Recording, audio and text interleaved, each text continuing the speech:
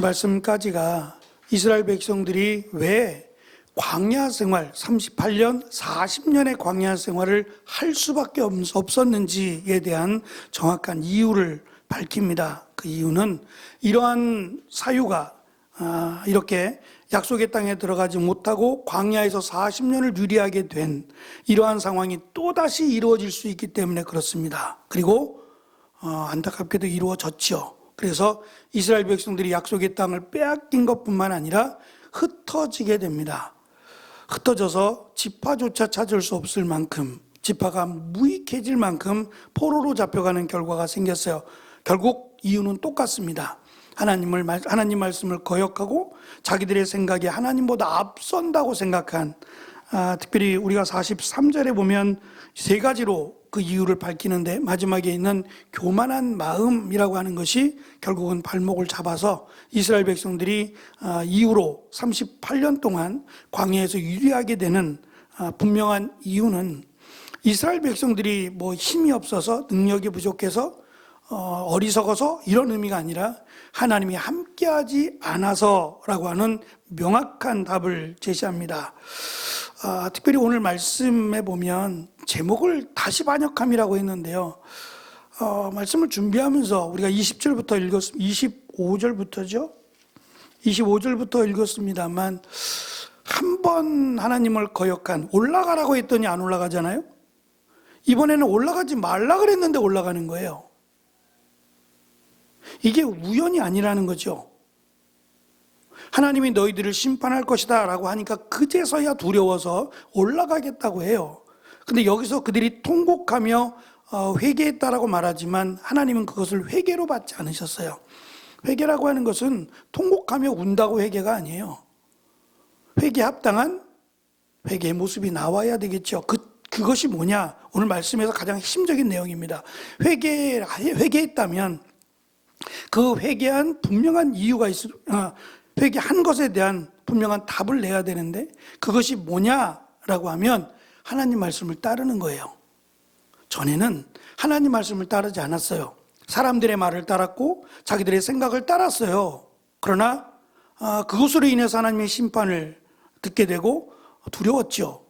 그래서 회개합니다. 문제는 말씀드린 것처럼 통곡하고 잘못했다고 하고 이것이 회개가 아니라는 거예요.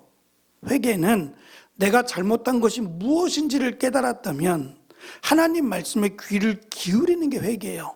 만약에 그게 없다면 회개가 의미가 없어요.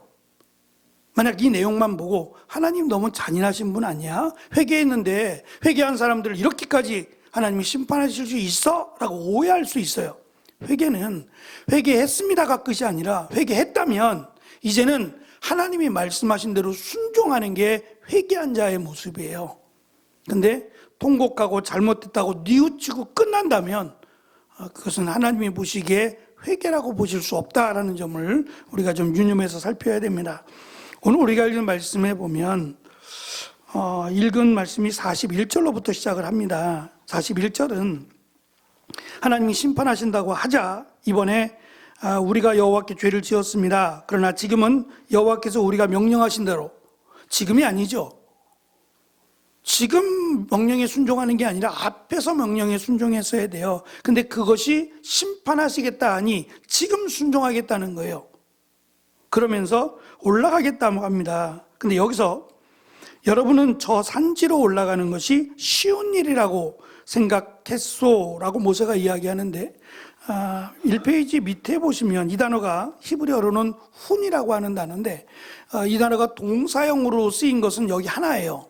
나머지는 다 명사형으로 쓰이게 되는데, 명사형으로 쓰이게 되면 재물이에요. 재물, 보화 이런 의미로 쓰여서 잠언에 많이 나와요.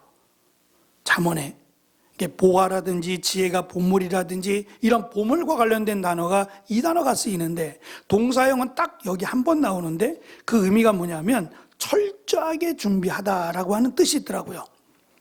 지금 이들이 왜 이렇게 자신만만하냐? 알았어요. 적들이 어떻다는 걸 알고 이제 믿고 하나님이 우리를 도와주실 것을 믿고 가겠습니다 라고 하는 마음이 아니라는 거예요. 그 믿음이 있었으면 앞에서 했죠. 근데 갑자기 심판하신다 하니까 이제는 올라가야 되겠다. 그렇지 않으면 하나님이 심판하신다라는 생각과 더불어 나름대로 자기들 나름대로 그에 대한 대비책을 철저하게 세웠다는 거예요. 이 정도면 실수하지 않을 거야. 이 정도면 충분히 이길 수 있을 거야 라고 하며 그것이 무엇인지는 모르겠어요. 나름 무기를 준비한 걸 수도 있어요. 어떠한 무기인지는 알 수 없지만 그 시간 지금 하나님이 심판하시겠다 하고 그들이 그러면 우리가 지금 올라가겠습니다라고 말한 시간의 갭이 얼마나 있는지는 모르겠지만 그들 나름대로 이렇게 하면 이길 수 있다 생각한 작전이나 또는 무기 같은 것도 있을 수 있어요. 나름대로 자기들이 준비를 한 거예요. 그것도 철저하게 준비했는데 그 준비한 게 무색하리만큼 이제 그 내용을 갖고 한번 보시면 14절입니다. 싸우는 게 아니라 여러분과 싸웠는데 그 싸움이 뭐냐 하면 벌떼처럼 여러분을 뒤쫓고 벌떼처럼 도망가는 거예요. 그러니까 성경이 참 기가 막힌 것은 이들 나름대로 계획을 짜고 작전을 세우고 무기를 만들고 아무리 온갖 노력을 했는데 벌떼처럼 도망가요. 하나님의 말씀은 절대 너희들이 이기지 못한다. 올라가면 너희들이 저 원수들에 의해서 멸망을 당할 것이다 라고 말씀하셨어요. 근데 이제 그것을 대비한 거죠. 멸망당하지 않겠다라고 하며 이모저모를 다 준비해서 철저하게 준비해서 올라갔는데 그 준비한 모든 것이 써보지도 못하고 그냥 벌떼처럼 벌떼가 오면은 어떻게 해야 돼요? 벌떼랑 싸울 수 있어요? 도망가는 거죠. 도망가도 물리겠지만 그래도 도망가야 덜 물리잖아요. 벌떼하고 어떻게 싸워요? 근데 이들이 벌떼라면 진짜 벌떼라면 뭔가 준비를 했겠죠. 벌이라면. 근데 벌이라고 생각하고 준비한 게 아니잖아요. 그런데 이들이 마치 벌떼와 같이 달려드니까 속수무책으로 그 벌떼를 만났을 때처럼 그냥 걸음아 나 살려라 그러고 도망가는 모습을 한번 그림으로 상상해서 해보세요. 아무런 의미가 없어요. 다시 말하면 철저하게 준비하는 것, 그것만 놓고 말하면 준비해야 되지요. 그러나 하나님이 함께하지 않겠다고 했는데 철저하게 준비하는 것은 시간 낭비예요. 아무런 의미가 없다는 거예요. 철저하게 준비하는 것보다 차라리 하나님 말씀에 순종하는 것이 더 낫다라는 것을 지금 이 과거를 통해서 가르쳐 주는 거예요. 굉장한 교훈 아닙니까? 이것대로만 한다면, 이때만의 교훈이 아니라 지금 이 말씀을 읽는 이스라엘 백성들, 그들에게도 이 말씀이 동일하신 하나님이니까 적용시킨다면 적어도 포로로 잡혀가는 그들을 향해서 쓴 건 아닐 거 아니에요. 모세 오경이 그 다음 세대에게 남겨준 거 아니겠어요? 적어도 구전이라는 게 있어요. 이들은 구전을 통해서 입에서 입으로 외워서 말씀을 전해왔거든요. 그것은 시간적 갭이 필요 없잖아요. 아버지가 아들에게 마치 이스라엘 역사를 쭉 읊어주듯이 얼마든지 가르쳐줄 수 있어요. 문제는 그거를 되새김질하고 가르쳐주고 암송하고 한 게 뭐냐고요. 안 믿는데요. 하나님을 안 믿는데 그것을 외운들 무슨 의미가 있겠냔 말이에요. 그리고 이스라엘 백성들이 결국 도망가게 되고 포로로 잡혀가고 흩어지게 된 이유가 지금 이 말씀과 전혀 다르지 않습니다. 똑같아요. 하나님 말씀을 거역한 결과가 지금 우리가 읽은 말씀처럼 동일하다는 겁니다.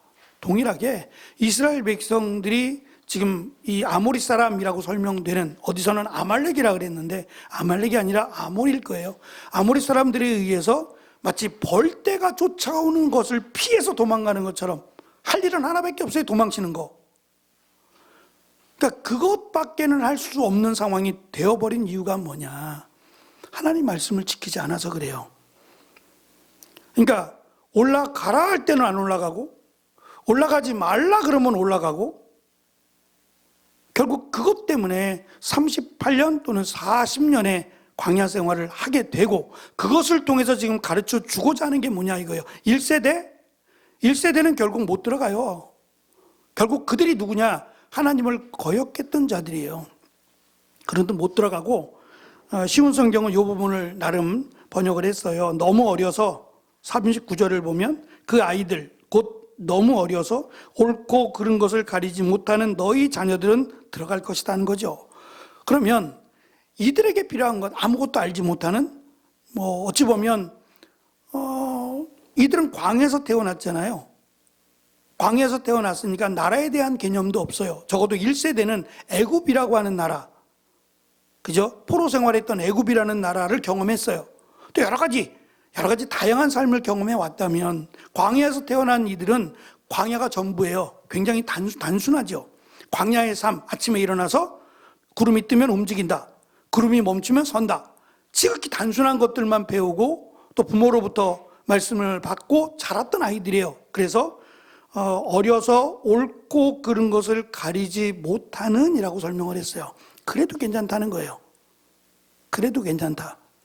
한 가지, 하나님이 누구신지를 안다면, 그리고 우리가 여기까지 올 수 있었던 것이 하나님이 이집트에서부터, 애굽에서부터 우리를 하나님이 구원하시고 밤에는 구름기둥으로 낮에는 불기둥으로 우리를 인도하시고 우리보다 앞서가신 하나님, 그 하나님이 우리를 여기까지 오게 하셨다. 이제 강만 넘어가면, 모압을 지나 요단강만 넘어가면 약속의 땅이다라는 거예요. 근데 그 땅 앞에서 주저앉게 되는 겁니다.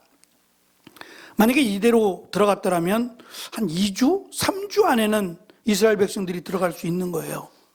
근데 지금 단순하게 하나님 말씀을 거역했다? 이 정도로 생각할 수 없는 이유가 또 한 가지 있어요. 3페이지를 보시면 하나님께서 이들에게 내가 이들과 함께 하지 않겠다, 함께 가지 않겠다라고 말씀하셨는데, 이 말씀이 3페이지 한 번 더 하나님이 이스라엘 백성들과 함께 하지 않겠다, 함께 가지 않겠다라고 하실 때가 있었는데, 그것이 출애굽기 33장에 있는 시내산에서 금송아지를 만들었을 때예요. 기억나실 거예요. 그때 하나님께서 너의 백성이라고 말씀하시고 내가 그들이 하나님이 되지 않겠다고 말씀하셨어요. 그때 모세가 기도하잖아요. 기도해서 하나님이 안 가시면 우리는 갈 수 없다. 하나님이 모세가 중보기도 하면서 꼭 하나님이 우리와 함께 가셔야 됩니다 라고 간청을 하게 되고 하나님이 함께 가겠다라고 말씀하신 내용이 나오지요. 금송아지를 만들어서 이것이 우리의 신이다라고 말을 했어요. 어마어마하죠. 그때 하나님이 이들을 버렸거든요. 근데 오늘 우리가 읽은 말씀에 하나님이 이들을 버렸다 그랬어요. 그렇게 본다면 저는 페이퍼에 사실 담지는 않았어요. 왜냐하면 이것을 정확하게 이야기할 수는 없어요. 이거다라고 말씀드릴 수는 없어요. 그러나 한 가지, 하나님께서 내가 너희와 함께하지 않겠다라고 했던 그때가 우상숭배였거든요. 그러면 여기서도 내가 너희와 함께하지 않겠다, 너희는 가면 멸망한다 라고 한 그 내용 가운데, 철저하게 준비한 것들 가운데 혹시나 우상이 있지 않았을까? 하나님이 우리를 버렸다고 생각하니까, 하나님이 우리와 함께하지 않는다고 생각하니까 우리와 함께할 신을 만들어서 그 신을 대동해서 간 것은 아닐까라고 하는 조심스러운 마음이 있어요. 결국 그게 인간의 한계인 것 같아요. 성경은 그 모습을 어리석은 자라고 말을 해요. 세상은 어리석은 자를 그렇게 설명하지 않아요. 성공하지 못하는 사람, 예를 들면 다른 좀 우직하게 일을 하는 사람, 자기 일에 만족하는 사람, 성공과 관련이 없는 사람, 이런 사람들을 어리석다고 말을 해요. 그리고 반대로 성공한 사람, 다른 사람들로부터 존경을 받거나 부와 명예를 가진 사람, 이런 사람들을 보고 지혜롭다고 말을 해요. 이 세상의 평가는 그래요. 그런데 성경은 엄격하게 말합니다. 하나님을 온전히 믿는 사람이 지혜로운 사람이에요. 그리고 반대로 하나님이 없다 하거나 교만하여 하나님을 무시하거나 대적하는 자는 가장 어리석은 자라고 설명해요. 왜냐? 그들에게는 심판이 있기 때문에 그래요. 이것은 성경의 기준입니다. 우리는 이 밤에 하나님을 믿는 사람, 예수 그리스도를 믿음으로 하나님을 하나님으로 믿는 사람들이 모인 겁니다. 그러면 세상적인 기준도 필요 없다는 건 아니에요. 그러나 우리에게 절대적인 것은 세상적인 기준에서 지혜롭다, 어리석다라는 평가가 아니라 신앙적인 기준에서 하나님이 보시기에 지혜로운 사람이라고 하는 평가를 받기에 힘써야 되지 않을까 싶어요. 우리가 월요일부터 한 주간 때를 얻든지 못 얻든지라고 하는 주제로 새벽 기도회를 갖습니다. 신약 성경에 있는 말씀들 중에서 지금 준비를 하고 있습니다만, 결국 때를 얻든지 못 얻든지가 필요한 이유는 언제 주님이 오실지 모르기 때문에 그래요. 결국 그 말은 우리가 놓치지 말아야 될 것이, 다른 건 몰라도 구원과 관련된 일이라면 놓치지 말아야 될 것이 믿음이라고 하는 겁니다.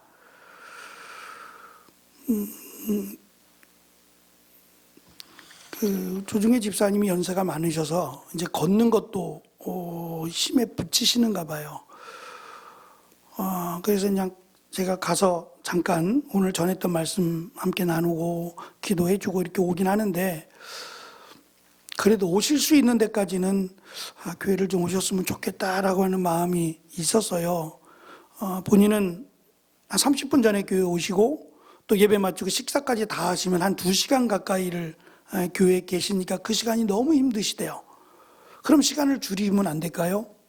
한 10분 전에 집사님이 가서 조중희 집사님을 모시고 와서 예배 드리고, 식사하지 마시고, 힘드시니까 식사하지 마시고 바로 가시면 안 될까요? 그럼 1시간이면 예배를 다 드리고 갈 수 있으니까, 그게 가능하시면 집사님 저는 이렇게 했으면 좋겠어요. 뭐 제가 가서 10분 그게 나쁘다는 게 아니라, 이왕이면 오실 수 있으면 동사무소 주민센터까지는 가신다고 하시니까 오실 수 있으면 함께 이렇게 좀 부축을 해서라도 오셔서 예배 드리고 바로 또 가서 쉬시고, 그랬더니 오늘 이제 그 말씀을 전했더니 아셨다고는 했어요.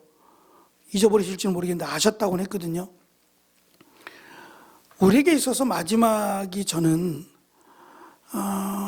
어찌 보면 세상에서는 더 이상 즐거움이라는 게 있을까? 죄송한 얘기입니다. 제가 아직 그 연세가 안 돼봐서 모르겠습니다만, 그 정도의 인생을 사셨고 내 육신이 약해졌잖아요. 그러면 뭔들 더 재미가 있을까요? 먹는 게 좋을까요? 뭐가 좋을까요? 저는 저는 그랬으면 좋겠다 생각하는데, 하나님의 나라가 기쁨이 됐으면 좋겠어요. 그렇다고 뭐 빨리 가게 해달라고 그러는 건 아닌데, 하나님의 나라에 가잖아요. 천국 가잖아요. 그걸 믿으시잖아요. 예수 그리스도를 믿음으로 천국 간다, 그걸 믿으시니까 하루하루가, 오늘이 무슨 날이야 잘 몰라도 괜찮아요. 어찌됐든 하루하루가 나는 하나님의 나라와 가까워지는 거잖아요. 우리보다 더 가까워질 가능성이 높으시잖아요. 다른 거에는 소망이 없다 할지라도 하나님의 나라에 대한, 영원한 하나님의 나라에 들어간다라고 하는 이 소망으로 사시면 기쁘지 않겠는가라고 하는 생각을 가져봐요. 이게 쉬운 건 아닌 것 같은데, 적어도 우리가 지금껏 믿음 생활 해왔잖아요. 신앙생활 해왔고 그것을 확신하고 믿는다면 다른 것들에 대한 기쁨은 없을지라도 우리에게 진정한 기쁨이 하나님의 나라가 됐으면 좋겠다 생각이 들어요. 왜 이 말씀을 우리에게 주셨느냐? 마지막에 보시면 결국 이 말씀을 통해서 이스라엘 백성들이 들어가지 못한 결정적인 이유를 강조하고자 함이고, 또 짧지 않은 38년 또는 40년의 광야 생활을 하게 될 수밖에 없었던 이유가 하나님이 함께하지 않아서 그렇다. 그러면 왜 함께하지 않았느냐? 하나님의 말씀에 순종하지 않아서, 하나님을 하나님으로 믿지 못해서 라고 하는 답을 발견할 수 있을 거예요. 누가 가르치지 않아도 이 내용만 읽어봐도 충분히 저는 이해할 수 있을 거라고 생각해요. 그렇다면 하나님을 하나님으로 믿을 수 있도록 노력을 해야 된다고 생각합니다. 말씀에 더 집중하고 말씀을 더 가까이 해야 될 뿐 아니라 말씀대로 살아가려고 노력하는 이 과정이 저는 필요하리라고 생각해요. 그래서 이것이 어느 때 기회가 주어지면이 아니라 정말 때를 얻든지 때를 못 얻든지 간에 우리가 사모하고 또 열심을 내야 되는 부분이 하나님의 말씀을 알아가기 위해서, 하나님의 뜻에 순종하기 위해서 수고하고 힘써야 된다라고 하는 부분을 계속해서 우리에게 이 말씀을 통해서 강조하는 것 같아요. 3페이지 아랫단에 보시면 세 가지로 표현합니다. 첫째는 듣지 않았다, 거역했다, 내 마음대로 교만하게 굴었다 라고 하는 모세의 결론입니다. 하나님의 말씀을 듣지 않는데 어떻게 믿음이 생기고, 하나님의 말씀에 순종하지 않는데 어떻게 믿음이 생기고, 겸손하게 하나님을 의지하지 않는데 어떻게 믿음이 생기겠어요? 저는 이 말씀이 다른 이스라엘 백성들에게 뿐만 아니라 우리에게도 주시는 하나님의 은혜의 말씀이라고 생각합니다. 그래서 정말 하나님을 믿는 믿음으로, 또 하나님의 역사하심을 믿고, 솔직히 두려울 수도 있어요. 적들을 받고 적들의 위용을 느꼈어요. 거짓말은 아닐 겁니다. 저들의 성읍을 보고 저들의 모습을 보고 거짓말은 아닐 거예요. 그러나 그들보다 더 위대하시고 살아계신 하나님을 믿었어야 저는 들어갈 수 있었을 거라고 생각해요. 현실만을 보지 말고, 현실을 직시하는 건 중요한 것 같아요. 그런데 현실만을 볼 것이 아니라 현실 너머에 살아계시고 역사하시는 하나님을 믿음으로 하나님의 귀한 은혜를 우리가 고백하고 경험할 수 있는 저와 여러분이 되시기를 간절히 축원합니다. 기도하겠습니다.